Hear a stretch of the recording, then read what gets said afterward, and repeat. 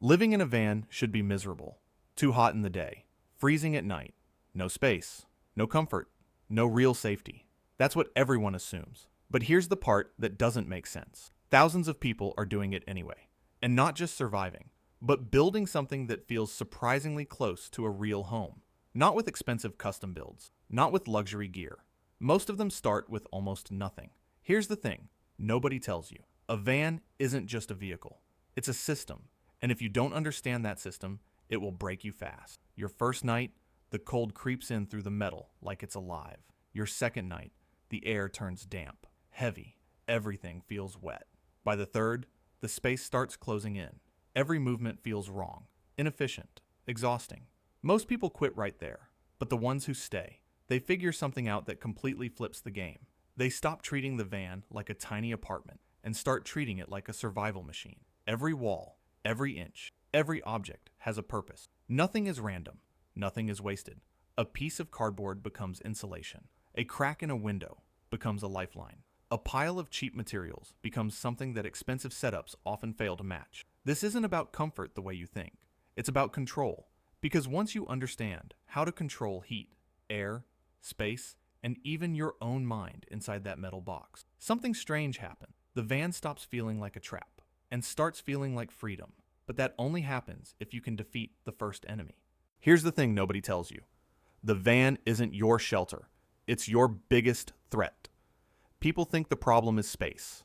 It's not. You can survive cramped. You can't survive temperature. Metal is a traitor. Every inch of your van is designed to transfer heat as fast as possible. In the sun, it turns into an oven that traps hot air with nowhere to go. At night, it flips, bleeding heat out of your body like a slow leak you don't even notice until you're shivering. This isn't discomfort. This is physics working against you. Most beginners make the same mistake. They treat the van like a tiny room.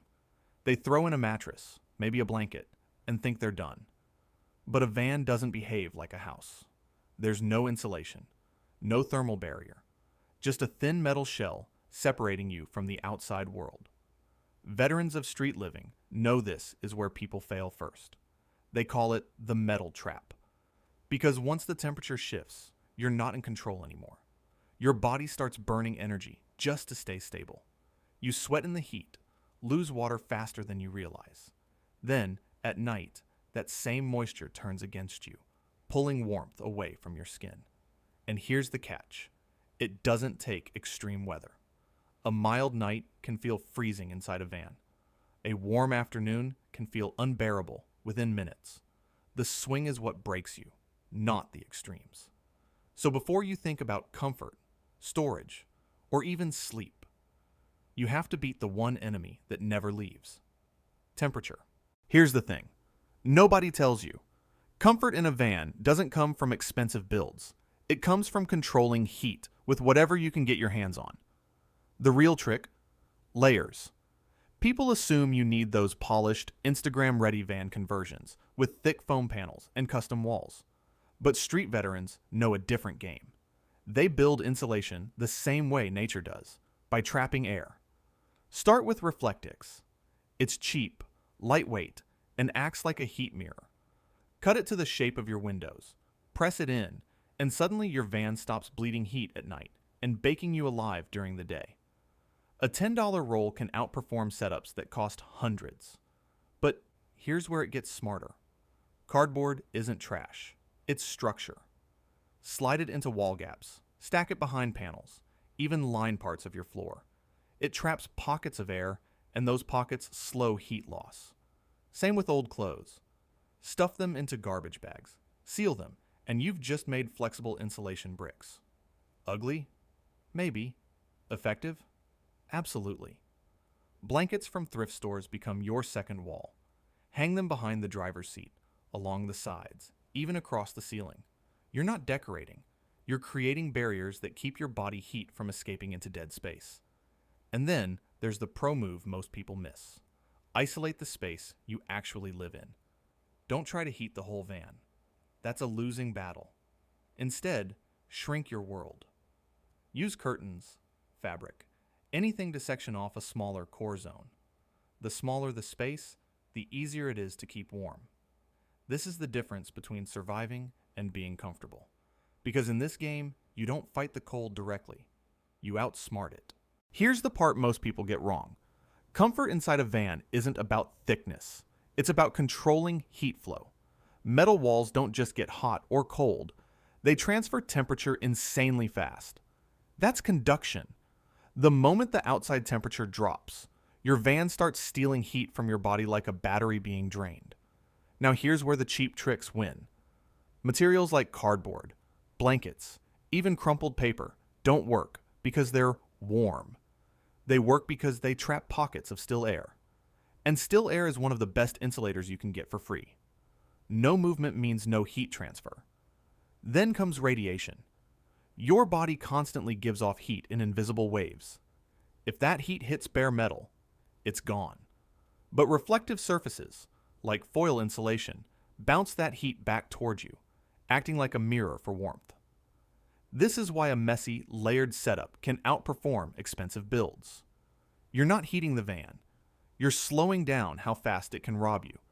But insulation only solves half the problem. You can trap heat perfectly and still wake up freezing. Because while you're focused on what's leaving the van, something worse is building inside it. Every breath you take releases moisture. Every hour it stacks. The windows fog. The walls start to sweat. Blankets get damp without you noticing. And once moisture gets in, it doesn't just make you uncomfortable. It destroys your heat from the inside out. The real danger isn't the cold outside anymore. It's the air turning against you. Here's the thing. Nobody tells you about van living. You're not just fighting the cold. You're fighting your own breath. Every time you exhale, you release warm, moist air. In a sealed van, that air has nowhere to go. It rises, hits the cold metal walls and ceiling, and instantly turns into water. Not droplets you can ignore, but a slow, creeping dampness that spreads across everything you own. Veterans of street living have a name for this. They call it the silent flood, because it doesn't look dangerous at first. You go to sleep warm, comfortable even. But by morning, your blankets feel heavier. Your clothes feel slightly wet. The windows are fogged, dripping like it rained inside your van. And here's the catch. Once moisture gets in, it doesn't leave easily. Damp fabric steals heat faster than dry air. A wet blanket can pull warmth out of your body like a sponge. What felt cozy the night before suddenly becomes a cold trap. This is how people wake up freezing, even after doing everything right. But it gets worse. Without airflow, oxygen levels drop while carbon dioxide builds up. Slowly, quietly. You won't notice it happening. You'll just feel more tired, sluggish. Your head gets heavy. Decision-making slows down, the kind of slow that turns small mistakes into serious problems. And the van itself starts turning against you. Moisture seeps into corners, into hidden gaps, into anything soft. Over time, it creates that damp, stale environment that's impossible to escape. The kind that makes sleep harder, not easier. This is the part most people completely underestimate. They focus on insulation, on staying warm, on blocking the outside world. But the real danger is what gets trapped inside. Because a van doesn't need a leak to flood. It just needs you. Here's the thing nobody tells you. Sealing your van tight is the fastest way to ruin it. The real trick isn't blocking air. It's controlling it. Van veterans don't fight airflow. They design it. And the tools they use aren't expensive builds or rooftop systems. It's simple, cheap, almost laughably basic. First move, crack your windows. Not wide open, just a finger-width gap. That tiny opening becomes your lifeline. Pair it with rain guards, and now you've got ventilation even during storms. No one sees it, but it changes everything. Second move, create a direction. Air needs a path. One side slightly open, the other side pulling air out. Some people rig this with a $5 USB fan. Others just use natural airflow. Either way, you're turning your van into a slow-breathing system instead of a sealed box. There's an old street trick. Hang a piece of cloth or mesh near the opening. It breaks up airflow, keeps bugs out, and reduces that sharp cold draft hitting your face at 3 a.m. Now here's where it gets clever. Moisture control isn't about eliminating water. It's about trapping it before it spreads. A sock filled with cheap cat litter or rice becomes a DIY dehumidifier. Toss a couple under your seat or near your bed, and they quietly pull moisture out of the air all night. No electricity, no noise, just physics doing the work. And then there's the sacrificial layer, a simple towel or old blanket placed where condensation builds the most. Windows, metal panels. It absorbs the water before your mattress does. In the morning, you dry or swap it. That one move can save your entire setup from slow rot. Most people think comfort comes from insulation and padding, but the ones who last, they master airflow. Because in a van, the air you can't see is the thing that destroys you first. Here's the thing, nobody explains. Your van doesn't just trap heat, it traps your breath. Every time you exhale, you're releasing warm, moisture-heavy air into a sealed metal box. Over time, that moisture has nowhere to go, so it hits the coldest surfaces first, usually the metal walls and windows. That's where physics turns against you. When warm, humid air touches a cold surface below the dew point, it instantly transforms into water, not mist, not vapor, actual liquid droplets forming on your walls while you sleep. This is why veterans call it the invisible rain. You wake up and everything feels damp, even though it never rained. Metal makes it worse. It's a thermal bridge, meaning it pulls cold from outside and spreads it fast across the surface. So even if the air inside feels okay, the walls are always colder than you think. Now here's the twist. Ventilation isn't about comfort. It's about breaking the cycle. When you crack a window or create airflow, you're constantly replacing humid air before it can reach saturation. You're lowering the indoor humidity level, so it never hits that dew point threshold in the first place. No moisture spike leads to no condensation, leads to no slow soaking of your entire living space. But here's where most van setups quietly start failing, even when insulation and airflow are fixed. It's not the cold, and it's not the heat. It's accumulation. Small mistakes stacking over time. A damp sock left in a corner. A sealed container that never fully dries. A single wet blanket that slowly spreads moisture through everything it touches. And the real problem? You don't notice it happening until your entire living space starts feeling permanently heavy. Like the air itself is getting harder to reset. Here's the thing, nobody tells you about living in a van. The problem isn't space, it's how you interpret it. Most people step inside a van and immediately think in one dimension, floor space. They see a box and assume comfort depends on width and length. That's the first mistake. Because in reality, a van isn't a room. It's a volume. And once you understand that, everything changes. The real enemy here is what street builders call the space illusion. It tricks you into believing you're trapped, when in fact, you're just poorly organized. A van can feel suffocating with a mattress on the floor and random bags everywhere. But the same van can feel twice as large when you start using vertical space, hidden gaps, and multi-layer storage. Think about it. Your ceiling is unused real estate. Your doors are unused storage panels. Even the space under your seats is basically free infrastructure. But most people ignore all of it. And that's why veterans don't think in furniture. They think in systems. A sleeping area that folds into storage. A cooking setup that disappears in seconds. A bed that exists only when it's needed. There's an old rule in mobile living. If it only does one job, it doesn't belong. That's where people go wrong. They bring normal household thinking into a survival environment. Chairs that just sit there. Boxes that just store. Beds that just take up space 24/7. But in a van, static objects are liabilities. Because every fixed item steals movement, air, and mental clarity. And once your brain starts feeling blocked, the space starts feeling smaller than it actually is. The irony? A fully empty van can feel worse than a well-designed one. because emptiness without structure just becomes chaos in disguise. So the real breakthrough isn't getting more space. It's learning how to hide it, stack it, and reassign it. And just when you think you've solved that, there's another problem waiting inside the system you just built. Here's where most people get it completely wrong. They think a van feels small because of its size. But veterans of long-term van living will tell you something different. It's not the space. It's the wasted space. The real trick nobody talks about is this. A van stops feeling like a box the moment every object stops being single purpose. Take the bed, for example. Most beginners install a fixed bed frame. That's dead space underneath. Experts flip it into storage. Crates, water containers, even folded clothing systems. Suddenly, the tight van gains a full extra storage layer without expanding a single inch.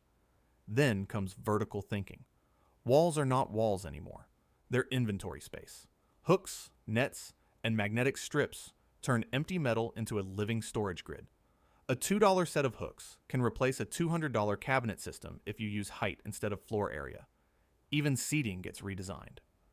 A milk crate becomes a chair, storage box, and table support all at once. 3 functions. 1 object. That's the rule. There's an old street logic behind this. If it sits still and only does one job, it's wasting your life.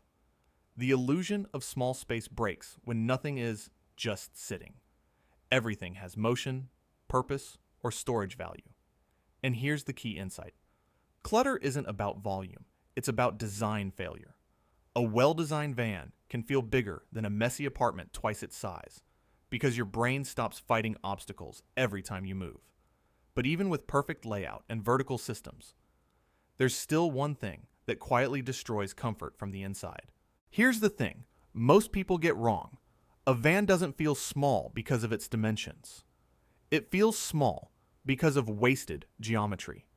The human brain doesn't measure space in square feet. It measures movement paths.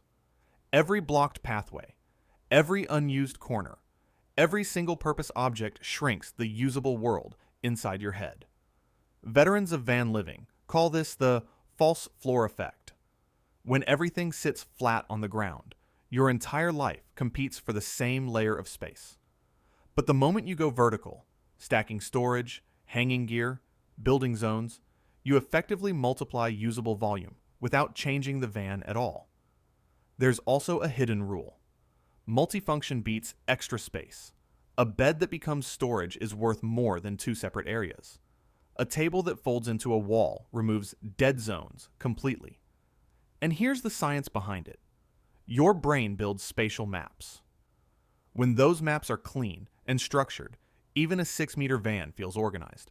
But when clutter interrupts those patterns, it feels 50% smaller instantly. So it's not about space, it's about structure. But even with a perfect layout, something still breaks down over time. Because space isn't just physical, it becomes mental. At first, the van feels like freedom, a compact system you can control. But after days, the same walls start to feel closer.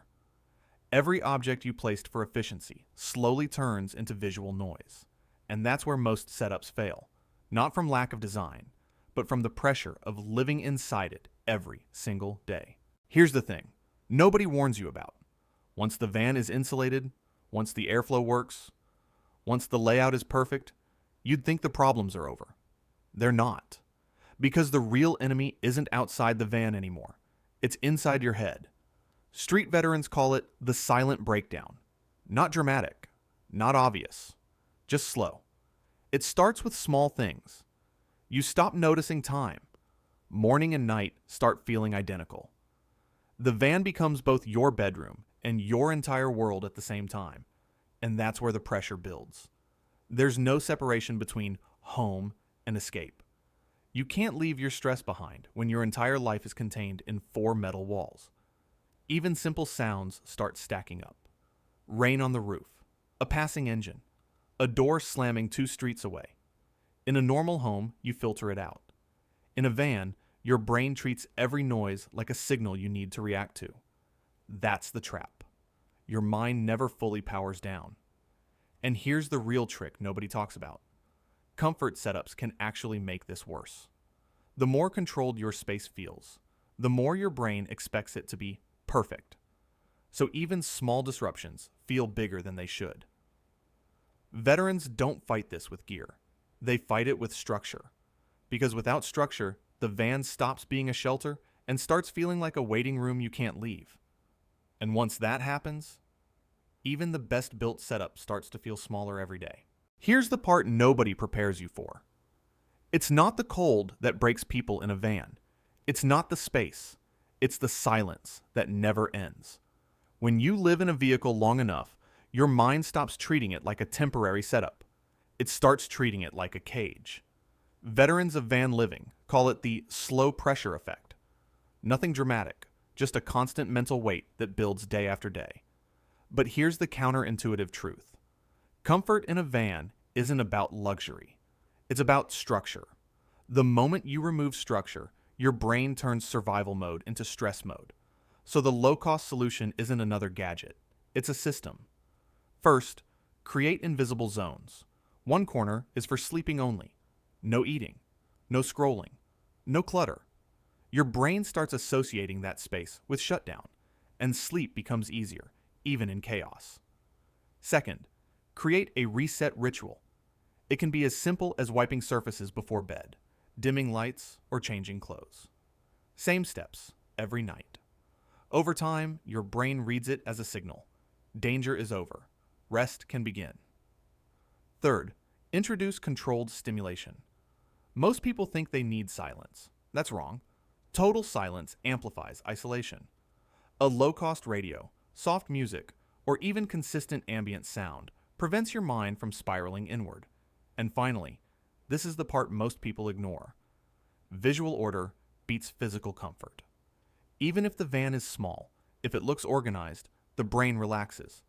If it looks chaotic, stress stays elevated no matter how soft the bed is. Here's the real trick. You're not trying to make the van feel like a house. You're training your mind to stop treating it like a crisis zone. Because once the brain stops fighting the environment, even a metal box starts to feel manageable. Mental burnout in a van isn't random. It's predictable. The human brain is built for environmental stability, consistent space, predictable routines, and clear separation between rest and stress. In a van, those boundaries collapse. Your sleeping area is your kitchen, your storage is your living room, and your home is also your parking lot. The brain never fully switches off because it can't clearly label the environment as safe or separate from survival pressure. There's also sensory overload in silence and isolation. No background social structure means the mind starts filling gaps with overthinking. Even small problems feel larger because there's no external system absorbing stress. Everything routes back to you. But here's the key mechanism. Structure restores control. When you assign fixed roles to areas, sleep zone, food zone, reset zone, you rebuild artificial boundaries the brain understands. And when you repeat small daily routines, same wake-up process, same setup before sleep, you reduce cognitive load. The brain stops constantly evaluating threats and starts conserving energy. That's why veterans don't rely on comfort first. They rely on systems first. Here's the part nobody tells you. A van doesn't become a home because it's big. And it doesn't become a home because it's expensive. It becomes a home when every single problem inside it has a system. Temperature? You didn't solve it. You layered it. Reflective barriers, trapped air, controlled heat loss. Not comfort control. Air and moisture? You didn't eliminate it. You managed it. A small gap, a bit of airflow, just enough to stop the inside from turning into a sealed bottle of condensation. Space? You didn't expand it. You redesigned it. Every object became multi-purpose. Every inch had a job. Bed by night. Storage by day. Nothing wasted. And mentally, you didn't escape the environment. You structured it. Light, routine, zones. Your brain stops treating the space like survival and starts treating it like life. That's the real pattern. Not money, not luck, not better equipment. Systems. Because the moment you stop reacting to problems one by one and start designing answers before the problems even appear, the entire experience changes. A van stays a metal box to anyone who improvises every night. But to someone who builds systems, it becomes a working home. And that's the difference most people never see. You don't need a fortune to build a livable space. You need systems that solve problems one by one. Temperature, air, space, and mindset. That's the real blueprint behind every van setup that actually works. If you want more breakdowns like this, where survival meets strategy, subscribe and stick around.